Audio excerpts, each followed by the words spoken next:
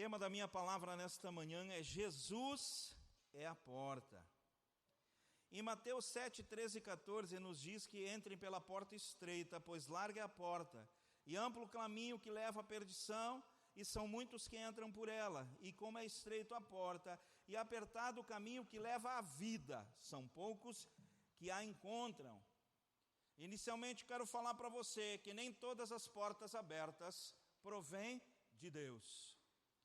Nesse texto de Mateus 7, 13 e 14, nos fala que existem duas portas. Uma que leva à vida e outra que leva à perdição. Deus não abre portas para a perdição. Deus nos abre a porta para a salvação. Mas sempre nos é oferecido portas para a perdição. Então nem todas as portas abertas em nossa vida provêm de Deus. Às vezes a pessoa chega e diz assim: pastor, uma bênção, Deus está abrindo uma porta para mim trabalhar, morar aqui e trabalhar em Tramandaí, eu vou e volto todos os dias. Aí você fica pensando assim, né? Será que é de Deus isso? Quanto tempo a pessoa vai, né, aguentar ir e voltar? E às vezes tem portas que são abertas que nós temos que estar vigiando. E hoje eu quero falar para você, nessa conotação de portas, são nossas escolhas.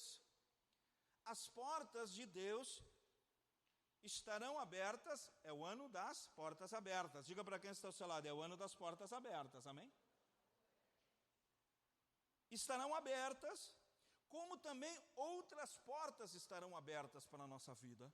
Nós é que temos que decidir por qual porta nós vamos entrar.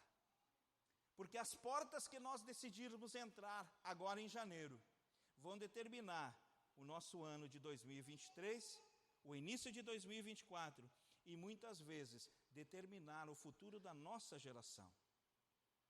Como eu sempre falo, quando Jesus Cristo me aceitou, quando eu fui até Ele, e Ele me aceitou, me adotou, eu mudei a história da minha vida, da minha família, da Esther e de todos que vêm depois. Então eu mudei uma história da minha geração, tomando uma decisão de entrar pela porta certa. E tem um texto, João 10, 7 e 10, que vocês conhecem, que diz: então Jesus afirmou de novo, digo-lhes a verdade, eu sou a porta das ovelhas. Todos os que vieram antes de mim eram ladrões e assaltantes, mas as ovelhas não os ouviram. Eu sou a porta. Quem entrar por mim será salvo, entrará, sairá e encontrará pastagens. Nós temos que decidir como nós queremos chegar no final de 2023. Como você quer estar com a sua família, a sua vida em 2024, em 2030, em 2050. Quantos aqui vão viver 80, 90 anos, amém? Eu tenho um projeto chamado Valdemir 100 anos. E Deus me falou, não vai chegar lá.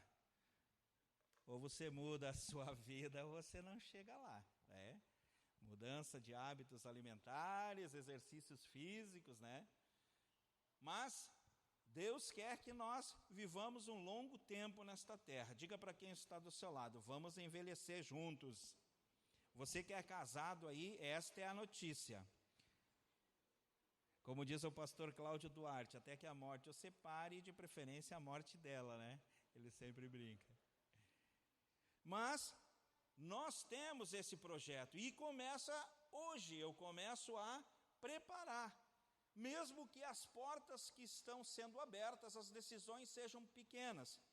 Eu quero ler para você, 2 Samuel, no versículo, a partir do 2 Samuel capítulo 11, a partir do versículo 1 diz: na primavera, a época em que os reis saíram para a guerra, Davi enviou para a batalha Joabe, com seus oficiais e todo o exército de Israel.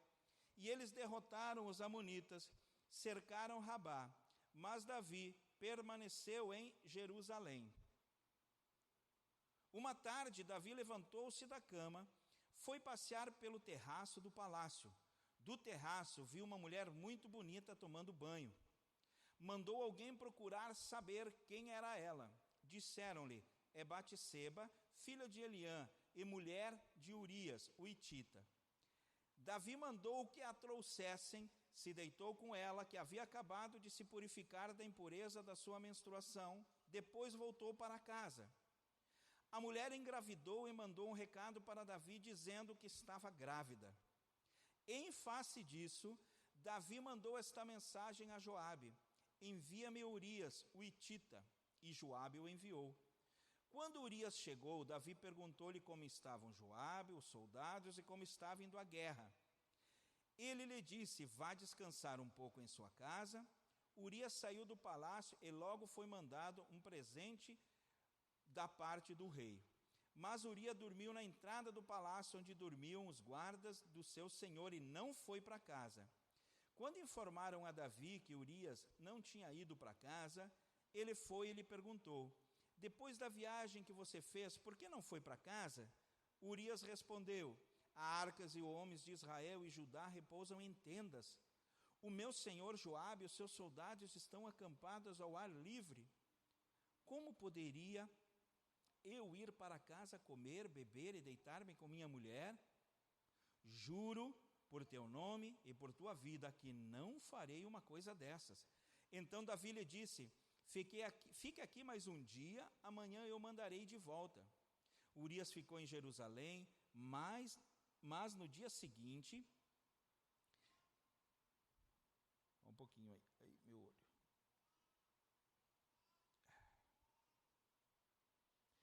Mas no dia seguinte, Davi o convidou para comer e beber e o embriagou.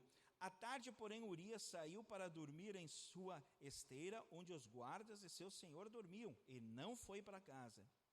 De manhã, Davi enviou uma carta a Joabe por meio de Urias. Nela escreveu: ponha Urias na linha de frente e deixe-o onde o combate estiver mais violento, para que seja ferido e morra. Como Joabe tinha cercado a cidade, colocou Urias no lugar, onde sabia que os inimigos eram mais fortes. Quando os homens da cidade saíram e lutaram contra Joabe, alguns dos oficiais da guarda de Davi morreram, e morreu também Urias, o hitita. Amém? Você já conhecia esse texto, né? Um texto que nos deixa chocado, vindo de Davi. Ele, além de cometer adultério, ele planejou com que o marido da adúltera voltasse para casa, dormisse com ela, para ele atribuir o filho ao seu esposo. Não acontecendo isso, ele mandou que matassem, colocassem numa linha de frente de guerra. E a carta que solicitava isso foi levado pela própria mão de Urias. Urias, em sua mão, tinha a carta onde tinha as instruções que o matariam. E como tudo isso começou? E é isso que eu quero falar para você. Existem portas na nossa vida que nós abrimos, e dela vem outra porta, e a gente vai entrando. E quando você percebe, você está num lugar onde você é um rei, você é um sacerdote, Davi era levita, um homem segundo o coração de Deus. E quando você vê, você está numa circunstância, numa situação dessas. E olha como tudo começou. Ali no versículo 1 diz: na primavera, época em que os reis saíam para a guerra. Na primavera as chuvas já tinham diminuído e a colheita iria começar. Então, para a movimentação de guerra, não está chovendo facilitaria, e os campos cheios de alimento serviriam de sustento para os soldados. Época que os reis saíram à guerra. E onde estava Davi? No seu palácio. O que isso tem para nós nesta manhã? Nós não podemos abrir mão da guerra, independente do que está acontecendo em nossa vida. Era o tempo dele guerrear. Quem sabe hoje é tempo de você lutar pela sua casa, de você lutar pela sua família, de você lutar pelos seus sonhos, pelos seus projetos. Era um tempo de Davi estar lutando, estar batalhando por aquilo que ele foi colocado para defender.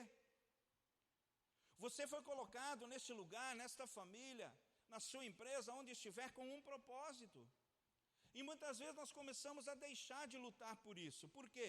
Porque estamos cansados, porque as coisas não acontecem da forma que a gente pretende, da forma que a gente quer. Quando nós temos uma batalha em nossa frente, independe de como nós estamos, nós temos que lutar. Aqui Davi já tinha vencido muito. Aqui Davi já estava tomando praticamente todos os reinos. Mas era o tempo dele ir para a guerra. Não é tempo da gente parar. Muitas vezes a gente diz, mas já aconteceu tanta coisa boa, ou eu vou dar uma descansada, quer saber? Esse ano eu já fui para a igreja demais, final de ano também, né? Eu vou dar um tempinho para a minha vida, eu vou dar um tempinho. Até aqui, eu poderia dizer, Davi tinha razão. Quem sabe ele estava cansado? Diga para quem está do seu lado, quem sabe você está cansado. Amém? Normal. Eu estou cansado. O que a gente faz numa segunda-feira de manhã, quando você está cansado em relação ao seu trabalho? O que você faz? Vai trabalhar. Por quê? Porque esta é a batalha que precisa ser vencida naquele dia. Mas a argumentação dele é válida. Quem sabe você vai tirar um tempo, vai viajar, ok. Até aqui nós poderíamos considerar que a escolha que Davi fez não estava tão errada. O problema é que uma escolha errada, normalmente, puxa outra escolha errada. E aí diz assim, era para ele sair para a guerra, não saiu. Digamos que até aí a gente aceita. Enviou para a batalha Joabe, seus oficiais, e ele ficou em Jerusalém. No verso 2, Davi levantou-se da cama e foi passear no terraço. Até aí, tudo bem. Não foi para a guerra, vou descansar. Do terraço viu uma mulher muito bonita tomando banho. Um erro, puxa o segundo, puxa o terceiro. Até aí, diga para quem está ao seu lado, até aí tudo bem. Você que é casado vê uma mulher bonita todos os dias, amém? Amém, homens? Você vê uma mulher bonita todos os dias? A sua esposa, né? Ela está aí do seu lado? Diga para ela, você é muito bonita, meu amor. Glória a Deus. Esses homens têm que fazer o curso de casais, Jesus. E dificuldade para dizer que ela é bonita. E agora você, esposa, diga para o seu marido, você também é um lindão. Forte.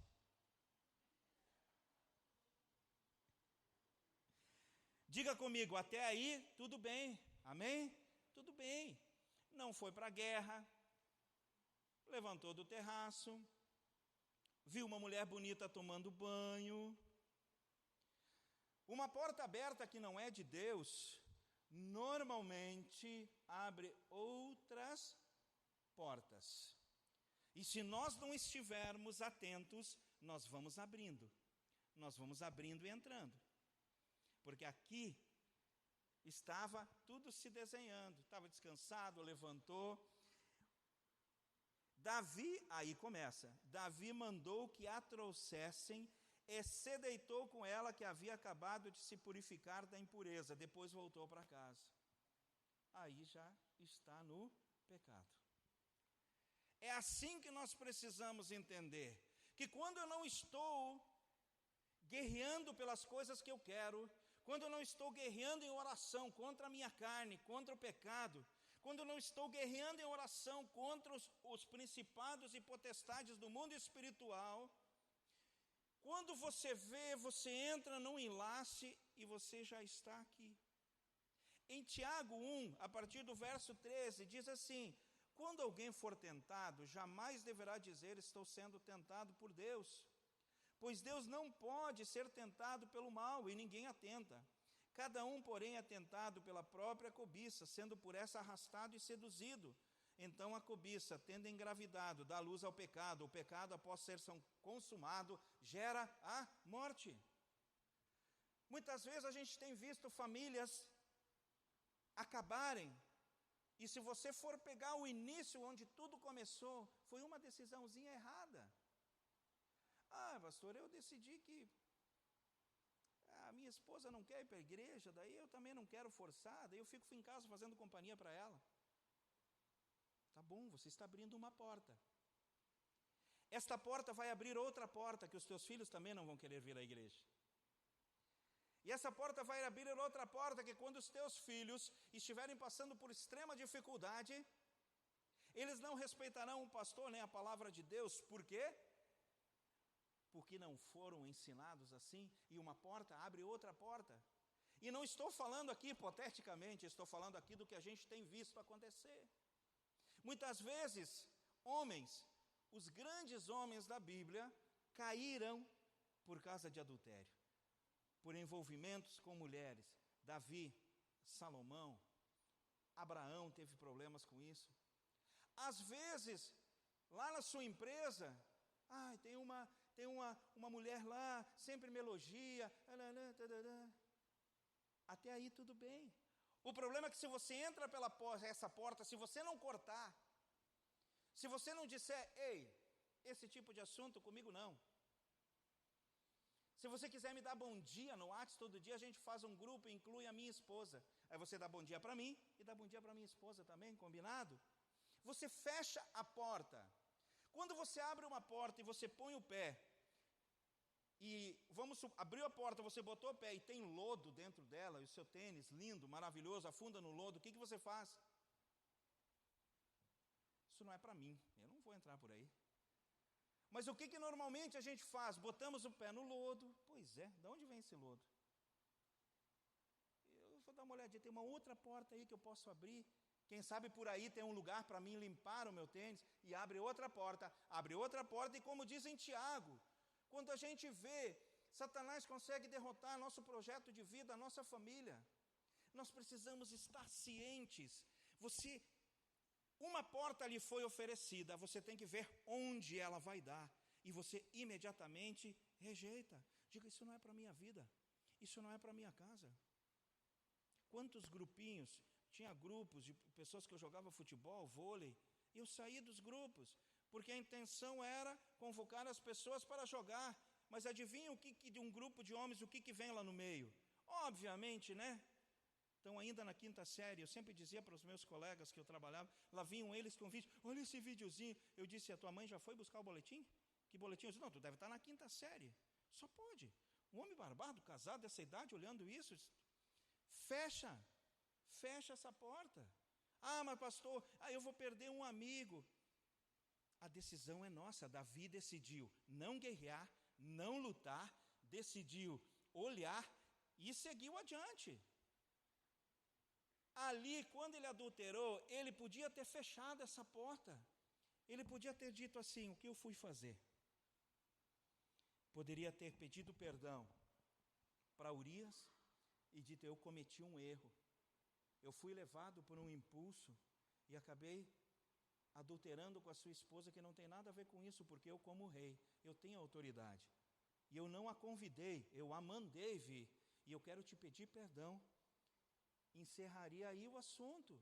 Mas muitas vezes, em vez da gente se arrepender e pedir perdão, a gente quer resolver empurrando a situação. Ele poderia ter se arrependido. E quantas vezes? Agora eu quero que você pense, quantas vezes você chegou numa situação que você diz, se lá atrás eu tivesse parado, pensado e pedido perdão, teria acabado com isso. Se eu tivesse me arrependido, se eu tivesse, que nem nós cantamos aqui, deixado Deus me renovar, por que eu fui insistir na minha imaturidade, na minha ideia, na minha forma de ser? E Davi insistiu com a sua força. Planejou uma coisa, não deu certo, planejou outra, até que ele conseguiu cometer o erro mais grave que possa se imaginar. Nós precisamos começar a olhar e ver o que a gente quer para a nossa vida e dizer, essa porta serve, essa aqui não serve. Esse amigo aqui serve. O que diz o Salmo 1? Bem-aventurado homem que não anda segundo o conselho dos ímpios, não se detém em caminho de pecadores, não se assenta à roda de escarnecedores, antes tem o seu prazer na lei do Senhor, na sua lei medita dia e noite. Será como árvore plantada junto a ribeiros, cuja dá fruto na estação certa, as suas folhas não caem, tudo o que fizer prosperará. Você precisa começar a viver nos detalhes da sua vida, em todas as suas escolhas. A porta é Jesus. Sempre faça aquela pergunta: aonde eu estou agora e o que eu estou fazendo? Jesus poderia estar aqui ao meu lado? O que eu estou olhando no meu celular agora, se Jesus estivesse aqui ao meu lado, o que ele diria? A forma com que eu estou falando, e aí eu estou falando numa condicionante, mas nós podemos tirar a condicionante, porque Jesus está nesse lugar. Ele está lá na sua casa. Ele é onisciente, onipresente, Ele está em todos os momentos da nossa vida. O grande erro é que nós não nos damos conta que Jesus está sempre ao nosso lado. Sempre que você for tomar uma decisão, essa é a pergunta. Jesus está sendo a porta inicial? Como é que começa a Bíblia? Gênesis 1. Chuta. No princípio, Deus. Qual é a primeira porta que você tem que abrir? Deus. Buscai primeiro o reino de Deus. Você precisa, se você quiser mudar a sua história, a sua vida, ser renovado, você precisa colocar Deus nas suas decisões, em primeiro lugar. Senão você vai só ficar numa religião. E aí você vê assim, está tanto tempo na igreja, nada acontece, pastor, a minha vida está uma bagunça, nada acontece, mas e as decisões, as portas que você está abrindo? Jesus é a porta da sua vida, as decisões são baseadas nele. E o que você faz quando você vê que abriu uma porta errada? Muitas pessoas querem insistir em abrir outras, e abrir outras, e outras. E quando chega para o pastor, tem situações que não tem mais solução. Diga para quem está do seu lado: existe um momento de fechar a porta e sair correndo. Amém? Tem algumas portas que você abre, não é para mim. Isso aqui não é para mim, não. Nunca participei de festa de fim de ano da empresa onde trabalhei. Trabalhei em várias empresas. E sempre no final de ano, todos eles: por que você não vai participar? Se eu posso até ir, os primeiros 20 minutos, eu abraço vocês e saio. Por quê? Porque aquela porta eu não iria abrir. Eu tive envolvimento com álcool, com prostituição, com festa, com tudo que você possa imaginar. A porta que Deus fechou na minha vida, essa eu nunca mais vou abrir. E eu ando longe dessa porta. Por quê? Porque eu sou humano, eu sou falho, eu sou fraco. Então o que Deus me diz? Não abra portas que você não tem força depois para fechar e voltar. Ah, mas vai ser só entre os colegas, vai ter bebida. Negativo. Vocês se me querem lá, eu vou participar 20 minutos, vou abraçar vocês, eu amo vocês, respeito, tenho uma grande admiração, mas ficar até final de festa, não, para mim não. Ah, mas nada a ver. Quem sabe para você não tem nada a ver, mas é uma porta que eu não vou abrir. Se Davi soubesse que ele não teria controle sobre tudo o que aconteceu, ele teria levantado de manhã e teria ido para a guerra. Ele teria levantado e dito assim, ou quando ele olhou para aquela mulher, ele diria assim: eu vou ter que fechar essa porta, eu vou ter que fechar essa porta, isso não é para mim, se eu olhar de novo, isso não vai acontecer boa coisa. Corre para dentro do palácio, fecha a porta, né? E vai fazer outra coisa. E é assim que nós temos que fazer com o pecado. O pecado é uma das únicas lutas que você vence fugindo. Resistir ao diabo e ele fugirá de vós. Nós temos que fugir do pecado. Viu que é a sua área que você é fraco, a porta começou a abrir, apareceu na sua frente, você fecha e sai correndo. E qualquer coisa liga para o pastor: pastor, me ajuda porque está acontecendo isso, e eu preciso de ajuda porque eu vou cair, e eu não estou segurando a onda. Pede ajuda, A operação, se você conversar com alguém da Operação Golfinho do litoral, eles dizem que a maior parte dos afogamentos acontecem porque a pessoa só pede ajuda quando é tarde demais. Para eles resgatarem a pessoa que está lá se afogando, a pessoa precisa pelo menos dar umas braçadas, ajudar.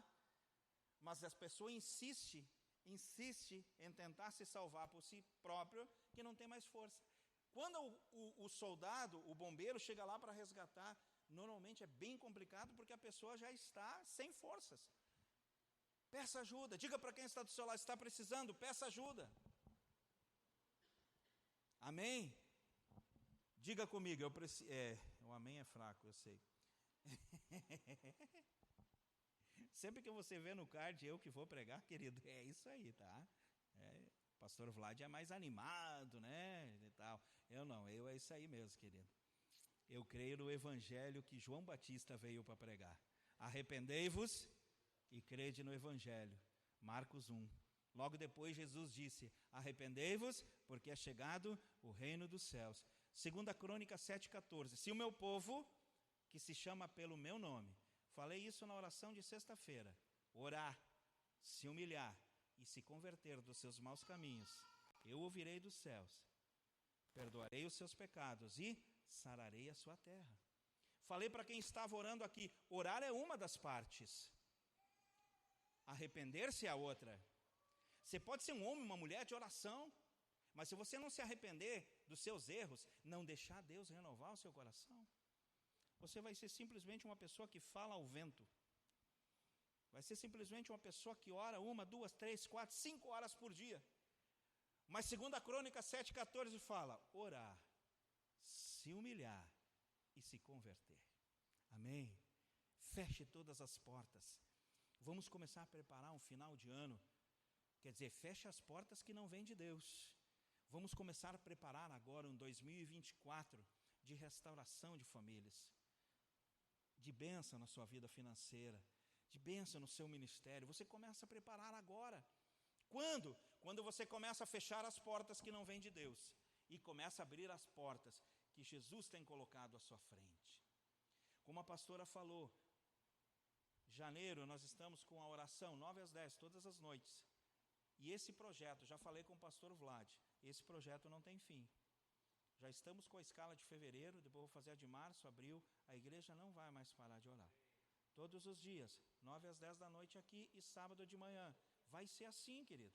Por que vai ser assim, pastor? Porque é uma porta que Deus está abrindo. Se o meu povo que se chama pelo meu nome, orar, se humilhar e se converter, eu ouvirei dos céus, perdoarei e sararei. A cura vem nesse texto. Nós podemos chegar diante de Deus e dizer, Senhor, eu tenho me humilhado, eu tenho orado, eu tenho me convertido. A tua palavra diz que tu traria cura. Aí você chega diante de Deus para falar com Ele na sua palavra. Então você que quer cura para a sua família, para a sua casa, para a sua vida emocional, você precisa estar aqui orando. Pastor, não consigo vir todos os dias. Eu também não. Mas um dia da semana eu creio que dá. Nos dias que tem culto não tem. Então tem segunda, quarta, quinta e sexta. E sábado de manhã. Tira um tempo para vir aqui clamar ao Senhor. Esta porta está se abrindo na sua vida. Deus se move. Diga para quem está do seu lado, Deus se move por fé e oração. O que ele disse para o povo lá de Israel? Ouvi o clamor do meu povo. A libertação de Israel começou quando eles começaram a clamar. Deus está abrindo essa porta.